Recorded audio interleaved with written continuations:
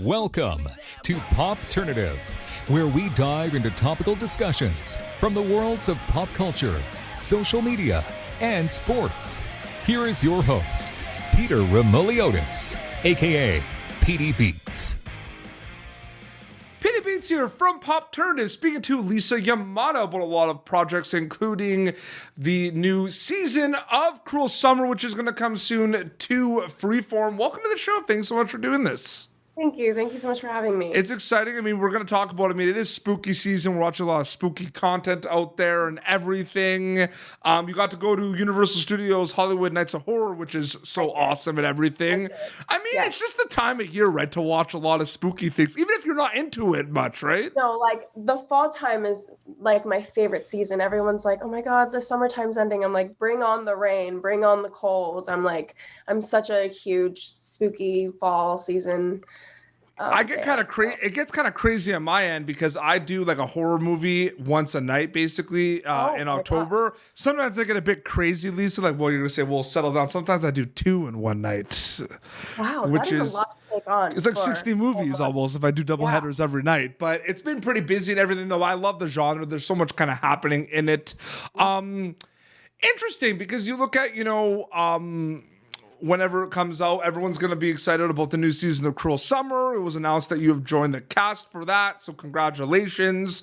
I'm sure in terms of like season 1, everyone talked about it. Everyone knows this is kind of a new season, new characters, new story and everything.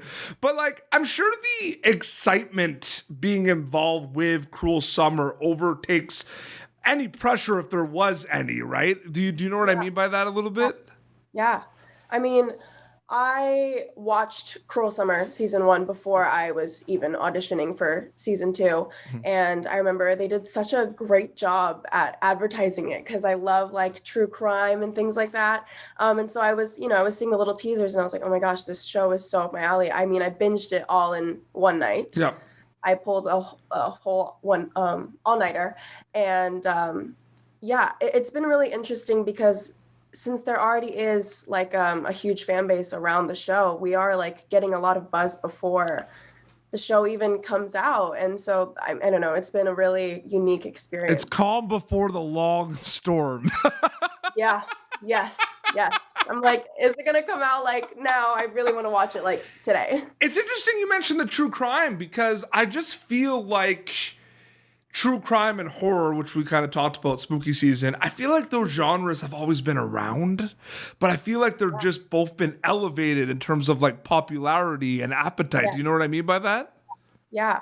I mean, there is such a cult following with so many horror movies and, things like that. And true crime podcasts are taking over the world.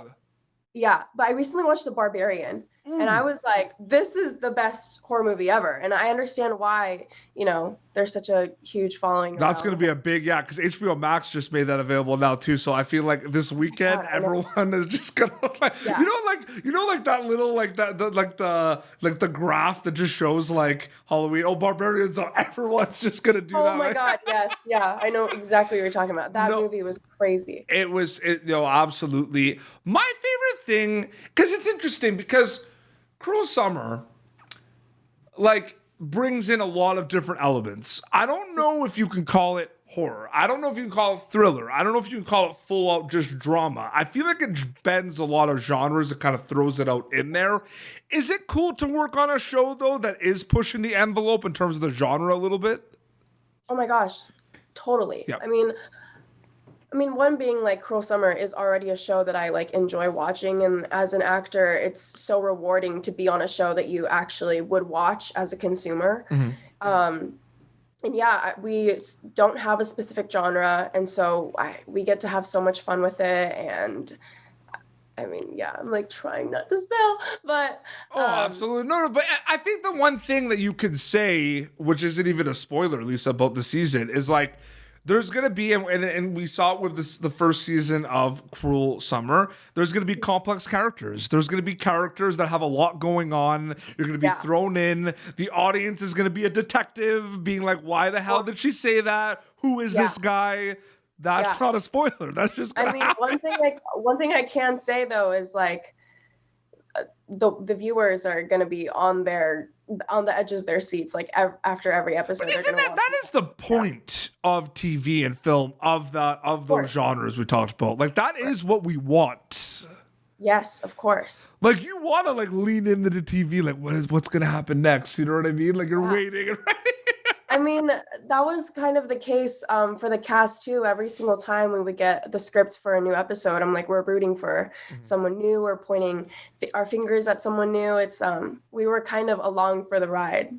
So it's going to be interesting to see, you know, everyone else go along with it too. People know the cast because they saw the announcement, and you all were at Hollywood Nights of Horror, which is awesome too. Yes. What was it like kind of working with that specific cast for Cruel Summer? Oh, actually, I've worked with Lexi Underwood in the past with Little Fires Everywhere. And so it was kind of like a little reunion. Yeah. So it was so much fun working with her. It was my first time working with Sadie Stanley and Griffin Gluck and Braden De La Garza. I mean, it's so much fun to work on a show where we're all playing teenagers. So we're all, you know, in the same age range. And so we got along so great. I mean, those guys are literally like my best friends. We hang out all the time.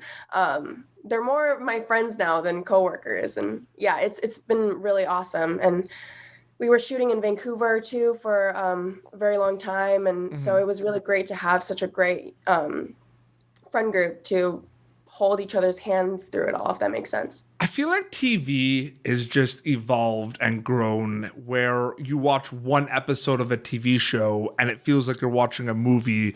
I'm not talking about length. I'm talking about like what happens in the episode. Like you can watch an episode of a show and like 3 or 4 things happen and you feel like you watched a movie and it's just like one episode of like an 8 episode series and everything.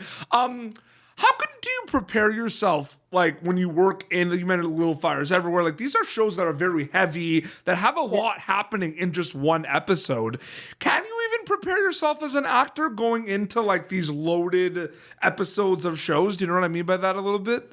Yeah, I mean, one thing I can say for sure is having great scene partners and, you know, a great cast helps so much. We do touch on very heavy subjects especially with Little Fires Everywhere as well. And even with Cruel Summer. I mean, it is very challenging to get there, but we're all in it together and we all like help each other out. We did have a lot of discussions. I mean, when we would have a scene that's a little difficult and we needed a little help, like we all pitched in and, you know, helped each other out. Yeah, you mentioned Lexi Underwood and she was recently in Sneakerella, right? Yes. Okay. Yes, she was. And she has a song that's like on my Spotify rotation from that movie. That is a very catchy song, and that's awesome. Did you ever like talk? Like, did you ever talk about that? Because there's some good music in that. You know, the funny thing is, we were staying at this place that had a piano, and so we would all come over and play the piano and sing songs, and we were very musical during our stay in Vancouver. And I had this thing, it's so funny that you mentioned this, but I would be on aux for the Bluetooth speaker, and I would just mess around. Like I would cue up like Lexi's song or Sadie's song. Yeah, I'm gonna look it up right now. There's a song. Hold on. There's a song from the Sneakerella movie that it's a great song. It is a bop. And I'm gonna give you. That's so funny you mentioned that because I do that all the time with Lexi. What is it? Lexi Underwood. Is it Perfect Fit? Perfect Fit. Yeah, that's a jam. That is a jam. And then you said Lexi Underwood, and I'm like, yeah, Sneakerella, right? It was one of those things like, why do I know that name? Because I listen to the song all the time. Yeah, it's so good. We would be like queuing up like, I don't know, like Frank Ocean and Post Malone, and then out of nowhere it's like Lexi and Sadie queued up next. Once we post this on Instagram and like on YouTube, this interview is just gonna be a big like a spike of people going to check out Perfect Fit. You're gonna be listening to Perfect Fit. Shout out to Lexi. Shout out to Lexi, love you, girl. It's really exciting. It's exciting to be part of shows like Cruel Summer right now. It's exciting to be a storyteller right now. What excites Lisa Yamada about being a storyteller specifically? I feel like, ooh, this is kind of a stretch maybe, but when I was in school, I like loved psychology and sociology classes. And I feel like every single time I'm taking on a new character, I like to analyze their brain and why they are the way that they are. Because, with like psychology and sociology, there's so much that goes into how you were raised and what kind of environment that you thrived in. And that, shapes your character and things like that. And so I look at it from that point of view. And it's really fun to be able to like pick apart a character and see why she is the way she is. Might or might not be, because that you have to understand that's a hallmark question I ask on my show, right? About storytelling and everything. We change it up. Like, I'm not going to talk about Perfect Fit by Lexi Underwood in every interview. Right. I mean, I love to talk about it all day, but I bring up the storyteller. That was like an unbelievable answer. That was so good about the psychology. Really? Okay. Yeah. That was amazing. Yeah. Awesome. Yeah, don't hurt yourself when you pat yourself on the back. No, that's really, I didn't think about that, picking apart the characters and everything. That is really cool. I feel like we can kind of bring that back to like the thriller genre and the horror genre, because they are making like some of these amazing, incredible, like Ari Aster and like Jordan Peele, like these amazing, horror movie visionaries that like there's new ways to scare people now. Like, you don't just need like the jump scares and the gore. You know what I mean by that? Yeah, of course. I mean, I'm really great with horror, but I'm so bad at jump scares and getting startled. And so I actually appreciate it when I, go into a movie theater to watch a horror movie and it's more scary than jump scares. And I love that they're like The Barbarian. I'm sorry, I keep going back to The Barbarian.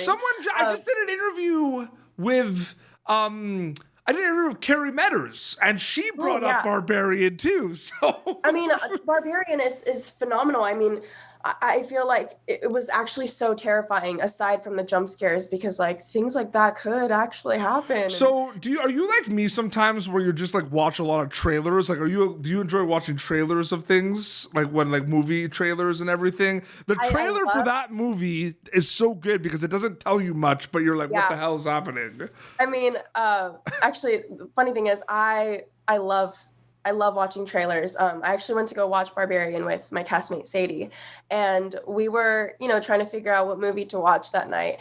And we pulled up the trailer for The Barbarian, and right when we saw like the Airbnb thing, and we were like, okay, we're not going to watch the rest of it. We're just going to go in with a blind eye.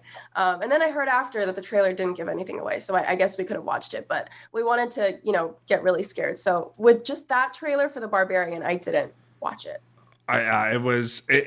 It's tough because it happens, and sometimes it's unintentional. But like, you watch trailers sometimes, and you feel like you watched the whole movie already. Yeah, I know, and it's crazy, but no, there's so much happening. Lisa, thank you for joining me on Popternative. It was great chatting with you. Of course. Thank you so much. A couple of shout outs before we end. Shout out to Lexi Underwood's Perfect Fit. Shout out to season 2. If that's what are they calling it, season 2 of Cruel Summer? I guess they are, but it's like the new season of Cruel Summer coming to Freeform whenever it comes. Shout out to your epic Scream t-shirt at Universal Hollywood Nights of Horror. Tons of things to look out for. Your Instagram account, is it just your name, Lisa Yamada? Yes, it's actually Lisa YMDA. Okay, and they could, perfect. And they'll look out for the new season of Cruel Summer on Freeform when it comes out. So again, thank you so much for doing this. This is so great. Of course, thank you so much. Well, this has been Popternative, youtube.com/Popternative for previous episodes. Till next time, this is Lisa Yamada and PD Beats signing off. Thank you for tuning in to Popternative. Make sure to check out our past episodes of Popternative on YouTube. Be sure to like Popternative on Facebook and follow us on Twitter. This has been an Autograph Communications production.